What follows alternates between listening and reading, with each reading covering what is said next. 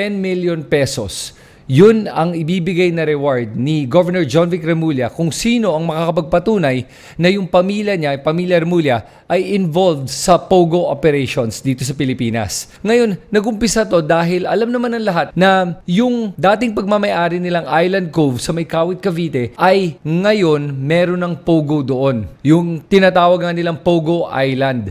Ngayon, itong POGO Island na to ay isa sa pinakamalaking POGO operation sa buong Pilipinas. Kaya sinasabi nga nila yung sa Bamban-Tarlac, wala daw yun kumpara dito sa POGO Island na to. At ano yung pinagkaiba nila? Yung sa Bamban-Tarlac is about 7.6 hectares. Etong POGO Island sa Kawit, Cavite is 36 hectares. That's 5 times bigger than the one in Bamban-Tarlac. Sobrang laki nga nito, as a matter of fact, na kaya daw nito maglagay ng mga 30,000 people dito sa loob ng complex na to. At maraming mga netizens nag-aalala ngayon kung ito ba dapat yung tinitignan natin at kung pinoprotektahan ba ng mga Remulla at ng ating gobyerno itong malaking POGO operation na to. Okay, so let's look at some facts muna. Itong lupa na to kung nasaan yung POGO Island ay dating pagmamayari ng mga Remulla. At binenta nila itong lupang to dito sa POGO na to. They sold it in 2018 at according to their declaration, sinabi nila na nagbayad daw sila ng 400 million pesos in capital gains tax. Ngayon, with a capital gains tax of 6%, ang ibig sabihin nun, binenta nila itong lupa na to for 6.66 billion pesos. Wow! Bilyonaryo na ang mga Remulla dahil lang sa sale na to. So per square meter, lumalabas yan about mga 18,500 pesos per square meter. At isipin mo, yung palang yung ginastos nila para bilhin yung lupa. And I think they spent another 8 billion pesos para gawin lahat ng mga structures dun sa loob ng compound na to. At ang tanong ngayon, kanino nila binenta itong lupang to? So, nag-research ako at nakita ko dito na binenta nila itong lupa na to to POGO called Oriental Games Limited. And Oriental Games Limited is owned by Oriental Group. Sino ang may-ari na itong Oriental Group na to? Ang nagpapatakbo na ito ngayon at ang general manager niya ay si Kevin Wong. And Kevin Wong is young. Right now, he's probably early 30s. Mga 31, 32 siguro to. Ang bata pa nito. So nagtaka ako, sino ba tong Kevin Wong na to? At ang yaman naman niya. Dumalabas, Kevin Wong is the son of casino junket operator Kim Wong. Ngayon, sa mga may hindi alam, Kim Wong has been in the Philippines for a very long time. According to some news articles, sumalabas dito that he was an immigrant from Hong Kong na dumating sa Philippines nung bata pa siya. At dito na siya sa Pilipinas yumaman. He opened restaurants, and then in all those restaurants he opened, marami siyang mga nakilala mga business people at mga politicians, at dito niya binild yung kanyang empire. At yung unang pasok niya into the casino business is as a junket operator in Clark, Pampanga. Tapos dito, he raised 1 billion pesos to be able to open yung una niyang POGO called Eastern Hawaii Leisure Company. Ngayon, itong si Kim Wong apparently is very, very well connected sa political scene. Kaibigan siya ni former Mayor Alfredo Lim, and then naging kaibigan din niya si former Mayor Lito Atienza. From what it seems like, marami siyang kilalang mga politiko. At yung pangalan niya ay nadadawit sa mga ilang kontrobersya. Yung isang pinakamalaking kontrobersya na nadamay siya, yung online bank heist na nangyari involving different international bank accounts. Na nakaabot sa kanya yung pera at na nagkaroon ng Senate hearing, ginawa niya ay sinabi niya na wala siyang kinalalaman dun at napunta lang yung pera sa kanya dahil as a casino junket operator, he gets a lot of money because that's how they make money. They lend money, they front the money. So may dumating na pera sa kanya at ang ginawa niya ay sinurrender niya lahat ng pera sa gobyerno. Ngayon, ang tanong dito ay, Filipino citizen ba tong si Kim Wong? Kasi when you look at the records, mukhang lumalabas na he's still a Chinese citizen. If he's a Chinese citizen, how is he able to buy the Island Cove property of the Remullas? Unless nga he became a Filipino, hindi ko alam. At ito yung kailangan natin malaman. Ngayon ang mga hinala ng mga tao ay ang mga Remulla ay nagpoprotekta dito sa POGO na to. At ang kinatatakutan nating mga kababayan ngayon ay baka andi dito yung mga Chinese spies o kaya mga military personnel na nandun sa loob na hindi natin malalaman. At apparently, hindi lang kahit sino-sino ang pwede makapasok dito sa compound na to. At kahit ang mga government officials, hindi lang daw basta-basta makakapasok dito sa compound na to. No, apparently, nung binibuild yung compound na to, sabi ni Kevin Wong na they even invited PAGCOR, the BIR, and the Bureau of Immigration to set up an office inside the Island Cove property para daw makita daw na wala daw kalokohan nangyayari at lahat daw to is above board. Well, di ba yung ngayon nangyari sa Bamban Tarlac? PAGCOR had an office inside the POGO operations. Tapos bulag ba sila o bingi o tanga lang? Hindi ko alam eh. Wala daw silang nakitang mga kalokohan na nangyayari doon sa loob ng POGO. So, could it be the same here in Island Cove? Hindi natin masasabi kung may mga kalokohan nangyayari o hindi. At this point, wala pa namang complaints na lumalabas. Ngayon, tignan natin how this ties up with the challenge na hinarap ni Governor John Vic Remulla. Ngayon, ang sabi ni Governor is kung may magpapatunay na itong isa sa tatlong bagay na to na number one, na involved daw sila sa operations nung Pogo Island na to. Pangalawa, kung may magpapakita daw na pinoprotektahan nila itong POGO operations na to. At pangatlo, kung meron daw sa kanyang pamilya ang pumirma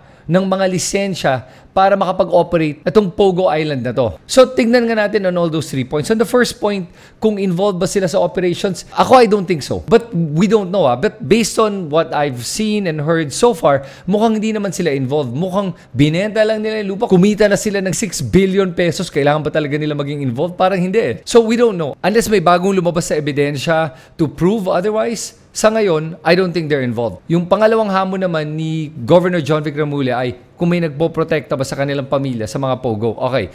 Yung current DOJ Secretary ay si Crispin Remulla.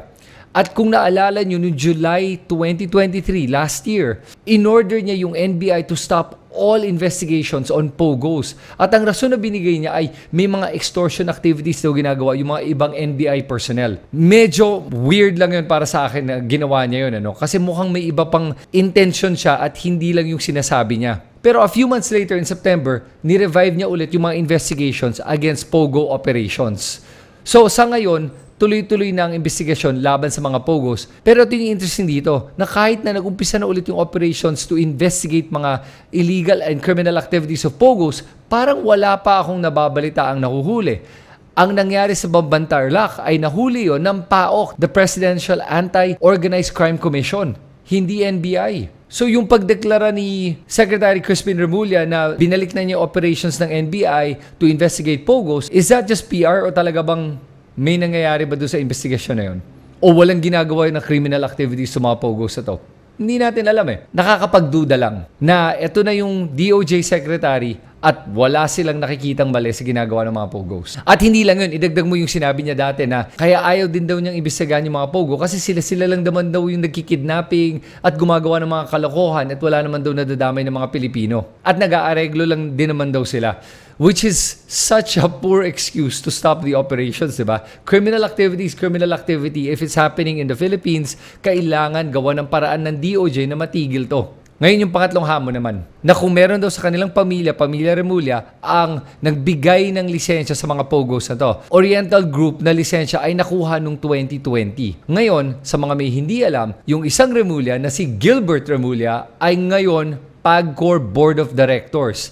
Pero pumasok siya sa Board of Directors in 2022. So hindi siya yung nakapagpirma nun sa lisensya ng Oriental Group. Pero ito lang yung problema sa PAGCOR Board ngayon. Dahil dun sa investigasyon na ginagawa sa Senate, na ginagawa ni na Senator Gatchalian, na Senator Hontiveros, nakita doon that the PAGCOR Board just created a provisional license out of thin air na hindi naman kasama sa kanilang mandate o kaya sa mga guidelines nila sa mga lisensya dapat binibigay sa mga POGOs. At ginawa nila to out of thin air, magic, para makapag-operate itong mga POGOs na to. Kasama si Gilbert Remulla sa board na yan. So sa kasong yan, mukhang complicit itong PAGCOR Board in allowing these POGOs to continue operating. And that's where the problem lies. You have high-risk activities already proven that's being conducted by the POGOs and yet binibigyan pa ng PAGCOR ng lisensya para makapag-operate. So dalawa lang yan eh. You're either complicit or ignorant. Yun lang yun. At kaya kailangan imbestigahan tong PAGCOR na to eh. So para sa akin, itong hamon ni Governor John Vic Remulla ay tingin ko kaya naman nila afford ng 10 million. Nagbayad nga sila ng 400 million in taxes. So barya lang tong 10 million para sa kanila. Pero tingin ko kasi mahirap i-prove kung involved ba ang mga Remulla sa POGOs o hindi. Whether it's protecting them in the operations o kaya in giving them permits or licenses to be able to operate. Pero siguro for me, kung hindi sila nagsusupport ng mga POGOs, then ang maganda sigurong gawin ng mga Remullas is to show that they're not for POGOs. At paalisin na nila itong mga POGOs na to. So from the NBI and from the DOJ to not just continue the operations but to actually come up with results. Kasi totoong may mga criminal activities na nangyari with regards to the POGOs. So kailangan may makita tayong results sa mga investigations na ginagawa nila. Number one. Pangalawa, as a governor of Cavite, paalisin mo na yung mga POGOs sa Cavite. Kaya mo bang gawin yon kung talagang against ka sa mga POGOs? Pangatlo, if hindi nga involved si Gilbert Remulla in giving out a license, well, in 2025, mag-expire na yung license ng Oriental Group. Then, don't give them a new license. Pero, I just want to say this. So far, mukhang wala pa naman na illegal activities or criminal activities that's coming out of the Pogo Island in Cavite. And from the way it looks, at least from the PR machine that they're doing, parang they're trying to at least function properly without doing anything illegal or anything criminal. As much as ayoko ng mga POGO, hindi din ako yung tipong tao na mag-generalize na lahat sila masama. Pero, I'm still against POGOs, mind you. And honestly, I'd prefer na wala na lang POGOs dito sa buong Pilipinas. Pero in the case of the Pogo Island, hindi ko masabi with certainty kung may nangyayari doon. Let's save the judgment muna and see what we can uncover. At idadagdag ko lang na hindi ko mabibintang ating mga kababayan sa pagdududa nila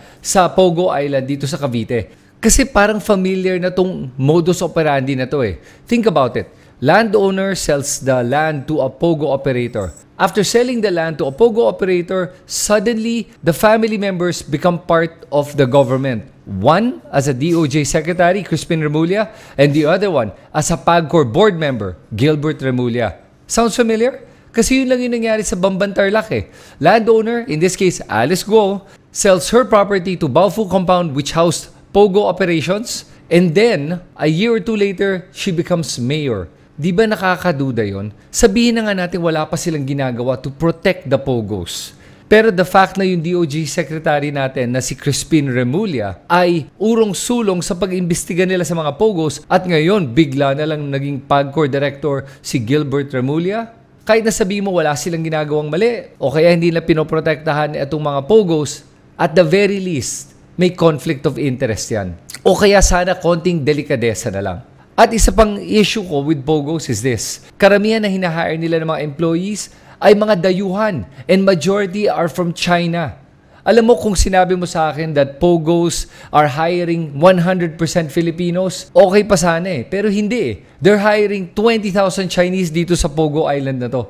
On top of all the criminal activities it brings. And they're not even paying the proper taxes. Wag na lang. At doon sa issue naman na may posibilidad na yung 20+ thousand men, Chinese men, na nandoon sa Pogo Island ay either spies o kaya military, Chinese military. Kailangan siguro may counterintelligence dito to be able to check on this, to make sure na wala talaga. At kung tutuusin, meron namang paraan ng presidente para gawin to eh. The president has a 5 billion peso confidential and intelligence fund. This would be the perfect time to use that fund. And with regards to PAGCOR, ito lang masasabi ko. Pag meron kang regulatory body na yung mandate ay mag-regulate ng isang industriya, pero at the same time, meron siyang objective na kumita, may conflict yan.